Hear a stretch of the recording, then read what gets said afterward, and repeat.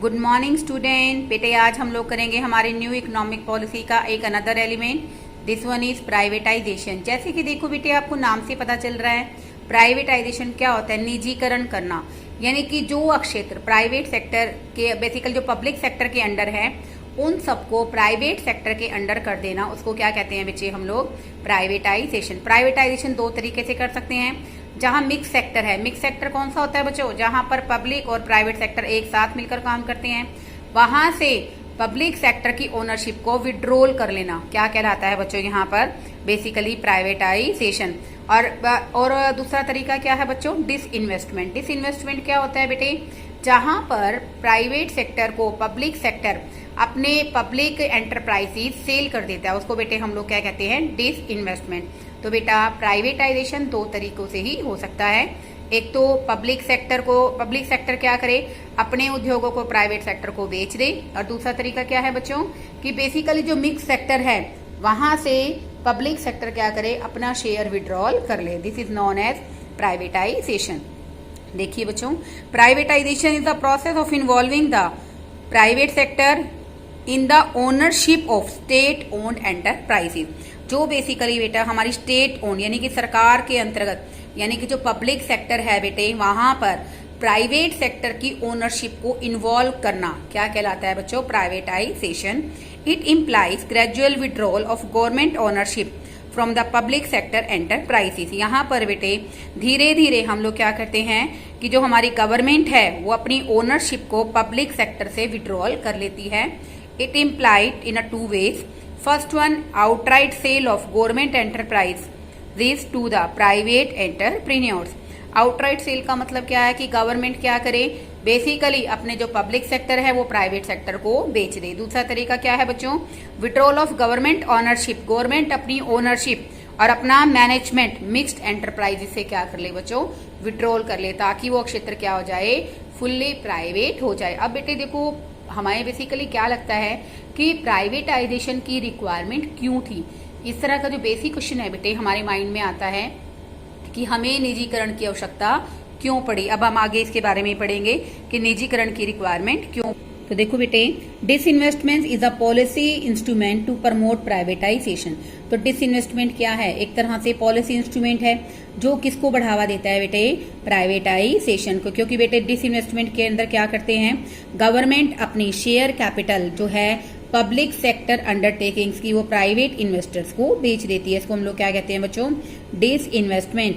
Argument in favour of disinvestment is the same in case of privatisation.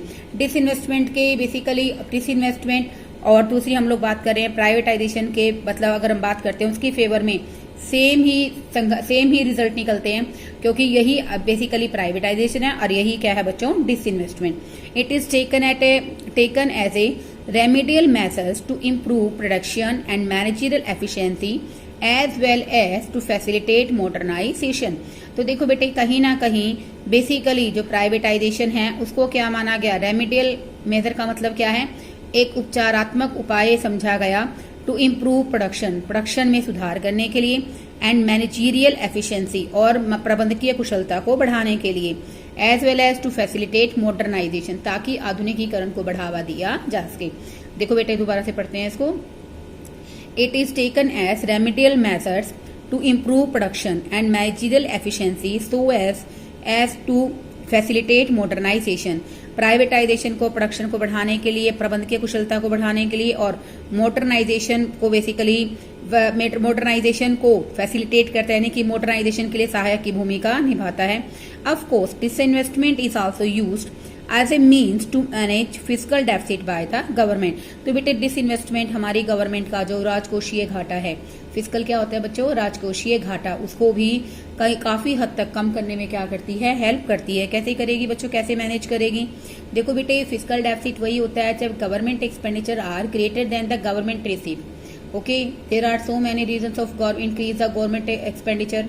The one of the most reason is that basically जो public sector है वो क्या कर रहे हैं, huge losses create कर रहे हैं, जिसके कारण गवर्नमेंट पे क्या बढ़ जाता है, फिजिकल बर्डन बढ़ जाता है। फिजिकल बर्डन बढ़ने से बेटे क्या आता है, फिजिकल डेफिसिट। अगर हमारी सरकार उन उद्योगों को जो लॉस में चल रहे हैं उसको प्राइवेट सेक्टर को बेच देगी, तो इसके कारण बेटे राजकोषीय घाटा काफी हद तक बैलेंस किया जा सकेगा। अब हमारा क्वेश्चन अराइज होता है, what is the requirement of privatisation? Need for privatisation was felt because of poor performance of PSUs। Public sector undertaking की जो परफॉर्मेंस थी वो काफी पुअर थी, इसके कारण बेटे हमें प्राइवेटाइजेशन की जरूरत पड़ी। The process of industrialization was initiated during second 5-year plan assigning a key role to PSUs। Basically अगर हम बात करते हैं जो हमारी प्रोसेस ऑफ इंडस्ट्रियलाइजेशन है, जो हमारी सेकेंड 5-year प्लान यानी कि जो सेकेंड पंचवर्षीय योजना थी बेटे, उसके अंदर हमने क्या डिसाइड किया कि हमारे जो पब्लिक सेक्टर अंडरटेकिंग्स हैं वो एक महत्वपूर्ण भूमिका निभाएंगे। The industrial policy IPR policy 1956 clearly and categorically stated the significance of PSUs in the process of growth and development. बेटे जो हमारी बेसिकली औद्योगिक नीति अपनाई गई, कब अपनाई गई स्टूडेंट? 1956 में। उसमें बेटा क्लियरली साफ और स्पष्ट शब्दों में डिक्लेरेशन की गई थी, घोषणा की गई थी कि हमारे देश के ग्रोथ और डेवलपमेंट में सार्वजनिक उपक्रम एक इम्पॉर्टेंट रोल प्ले करेंगे। In this policy there are 3 classification of industrial sector. हमने यहाँ पर उद्योगों का 3 आधारों पर वर्गीकरण किया था। Those industries which can be established as well as which can be which can be developed under the public sector। most of the industry in the second category वो उद्योग थे बेटा जो बेसिकली क्या किए जाएंगे, प्राइवेट सेक्टर में और पब्लिक सेक्टर मिलकर ओपन करेंगे। लेकिन यहाँ पर बेटे पब्लिक सेक्टर एक इम्पॉर्टेंट रोल प्ले करेगी और सेकेंडरी रोल यहाँ पर पब्लिक सेक्टर प्ले करेगी। और rest of the industries category 1 and category 3 are basically किसके लिए थे बेटे? Left to the private sector. This is a categorically divideation of industrial sector under the IPR policy. Next one देखिए बच्चों, it is beyond doubt that it was through the spread of PSUs that India could diversify its industrial base during the period 1951 and 1991। तो बेटे इस बात में भी कोई संदेह नहीं है कि पब्लिक सेक्टर अंडरटेकिंग सार्वजनिक उपक्रमों के विस्तार के कारण ही हमारे देश के अंदर औद्योगिक आधार क्या हुआ, उसका विविधीकरण हुआ, यानी कि हमारे देश के अंदर तरह तरह के उद्योग 1951 से 1991 तक ओपन हो गए थे। It was on account of spread of PSUs that Indian economy underwent structural transformation. तो बेटे बेसिकली हमारे जो इकोनॉमी थी उसके अंदर क्या हुआ था बेटे? स्ट्रक्चरल ट्रांसफॉर्मेशन आ गया था। किसके कारण? PSUs के कारण।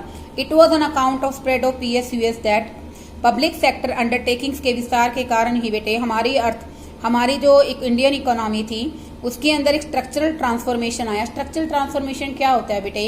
जब बेसिकली GDP में प्राइमरी सेक्टर का परसेंटेज डिक्लाइन हो जाता है, whereas increase the share of secondary and tertiary sector is known as structural transformation.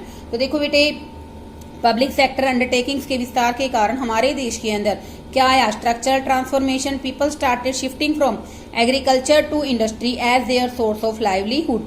तो बेटे यहाँ पर जो लोग थे वो क्या हो गए थे? बेसिकली एग्रीकल्चर सेक्टर से इंडस्ट्रियल सेक्टर के तरफ शिफ्ट हो गए थे अपनी आजीविका को कमाने के लिए।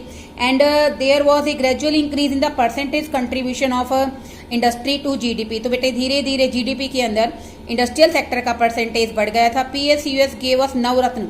तो देखो पब्लिक सेक्टर अंडरटेकिंग से हमें 9 रत्नों के रूप में 9 सार्वजनिक उपक्रम उपहार के रूप में दिए। तो बेटे ये जो बेसिकली 9 ज्वेल्स थे इसकी हम बात कर रहे हैं of the Indian industrial sector के 9 रत्न थे। इनकी बेटे जो कंपैरिजन की गई है राजा विक्रमादित्य के 9 दरबारियों से की गई है जो कि बेसिकली बुद्धिमत्ता और चातुर्य में बहुत आगे थी। तो बेटे बेसिकली ये उद्योग क्या थे? बहुत ज्यादा अच्छे चल रहे थे।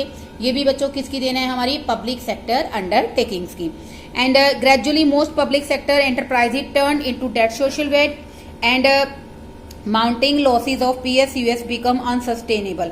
तो इसका अर्थ बच्चों यहाँ पर क्या है कि धीरे धीरे जो पब्लिक सेक्टर एंटरप्राइजेस थे हमारे लिए सोशल लायबिलिटी में कन्वर्ट हो गए, हमारे लिए सामाजिक महाभार बन गए।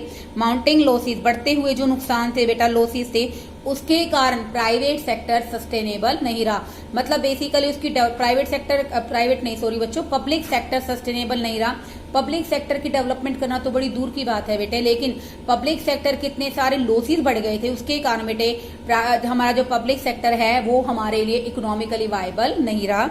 Leakage, pilferage, inefficiency and corruption had become so rampant in PSUs that their privatization was considered as the only remedy. तो लीकेज यानी कि रिसाव, पिलफरेज माने चोरी, इनएफिशिएंसी, अकुशलता, करप्शन, भ्रष्टाचार इतने ज्यादा फैल गए थे हमारे पब्लिक सेक्टर के अंदर कि बेसिकली प्राइवेटाइजेशन हमें सबसे बेटर रेमेडी लगी कि किस तरह से पब्लिक सेक्टर से इन सोशल इविल्स को दूर किया जाए। Next one, accordingly in 1991 the government decided two phase out the public enterprises.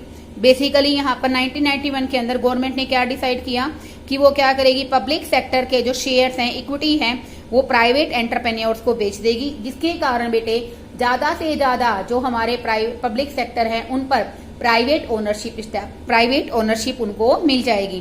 Privatisation was to replace public ownership of a large number of enterprises. Privatization ने बेसिकली कई ऐसे उद्योग थे बेटे जहां पर क्या था, पब्लिक सेक्टर की ओनरशिप थी, उनको पूरी तरह से रिप्लेस कर दिया था। However in a view of their efficient performance Navratna were to be retained as a public sector enterprises. तो बेटे जो हमारी एफिशिएंट परफॉर्मेंस थी नवरत्न की, जिसकी मैंने बताया था ना कि जिसकी तुलना हमने किससे की है बच्चों, राजा विक्रमादित्य के 9 दरबारियों से की थी, उनकी परफॉर्मेंस काफी बेटर थी। तो गवर्नमेंट ने क्या किया, उनको प्राइवेट सेक्टर में नहीं डाला, उनका प्राइवेटाइजेशन नहीं किया। And Navratna were to be retained as a public sector enterprises, public sector के अंतर्गत रहे। इंडीड द गवर्नमेंट डिसाइडेड, और गवर्नमेंट ने उन सबको फंक्शनल फ्रीडम दे दी ताकि वो अपनी इकोनॉमिक स्ट्रेंथ को बढ़ा सकें। तो बेटे हमें पता चला ना कि हमारे देश में हमें प्राइवेटाइजेशन की जरूरत क्या थी। तो बेटे बहुत ही आसान टॉपिक है और आपको शॉर्टली कराया जा रहा है, मैंने कोई बहुत लंबा बेसिकली आपको इसमें व्यू नहीं दिया है। ये सब आपने 1951 से 1990 के अंदर पढ़ा है कि क्या क्या कमियां हमारे पब्लिक सेक्टर में और हमें प्राइवेटाइजेशन किन पोजीशंस में करना पड़ा। तो बेटे इसको बहुत अच्छी तरीके से प्रिपेयर करो ताकि आपको चैप्टर समझ में आए। Okay, thank you students.